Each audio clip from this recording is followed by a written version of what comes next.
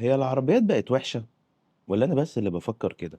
يعني هل العربيات فقدت جزء كبير من جمالها لمّا فقدت جزء كبير من الidentity أو الهوية بتاعتها؟ العربيات كلّها بقت شبه بعض، حتى لو مش شبه بعض في التصميم الخارجي بصورة 100%، تحس إن العربيات كلّها بقت ليها روح واحدة وروح منعدمة.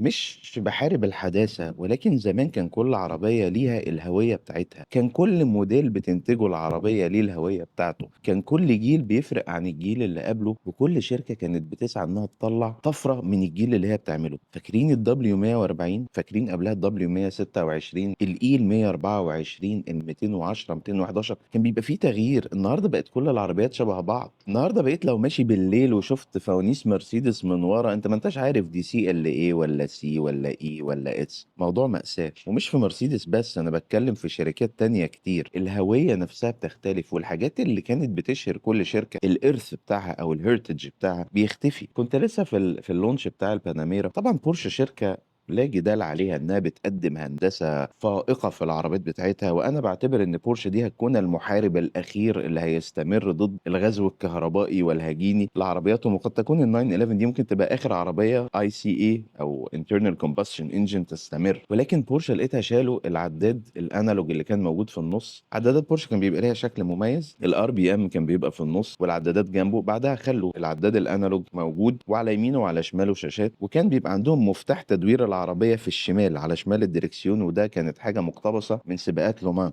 أو 24 ساعة في لومان بتاعة فرنسا، سباق شهير جدًا للتحمل. هم بعد كده شالوا المفتاح وحطوا زرار بارز بحيث إنك بتلفه نفس لفة المفتاح. شالوا بقى ده كمان وخلوه start stop button عادي جدًا زي أي عربية من عربيات Volkswagen، ولكن موجود في الشمال. شالوا الشاشة كلها خلوها شاشة digital كاملة.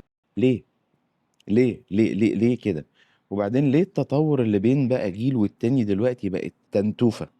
نفس القصة اللي بتتعمل في الموبايلات. شوف ايفون 11، 12، 13، 14. شوف السامسونج الاس 22 الترا، ال 23، ال 24، ال 25. كل سنة بقى بيدي لك لقمة، يرمي لك لقمة كده وتنتوفة تاكلها وتشبع بيها وتصبر نفسك بيها لحد السنة الجاية. احنا سنة 90 كنا بنقول العربيات سنة 2000 هيبقى فيها كذا، وسنة 2000 قُلنا العربيات سنة 2020 هيبقى فيها كذا. ما حصلش الكلام ده كُلّه، بالعكس إحنا بنفقد هوية شركات كتير جدًا كانت موجودة، شركات بتقفل ما بتقدرش تستمر، شركات بتتجه إنها النهارده تعمل تصميمات غريبة لمقابل إرضاء الأسواق اللي فيها أكتر زباين ليهم، اللي قد يكون ذوقهم mediocre شوية، بس خلاص هي في الآخر commercial يعني business وبيسعى إلى الربح، فمش هنقدر نلومهم.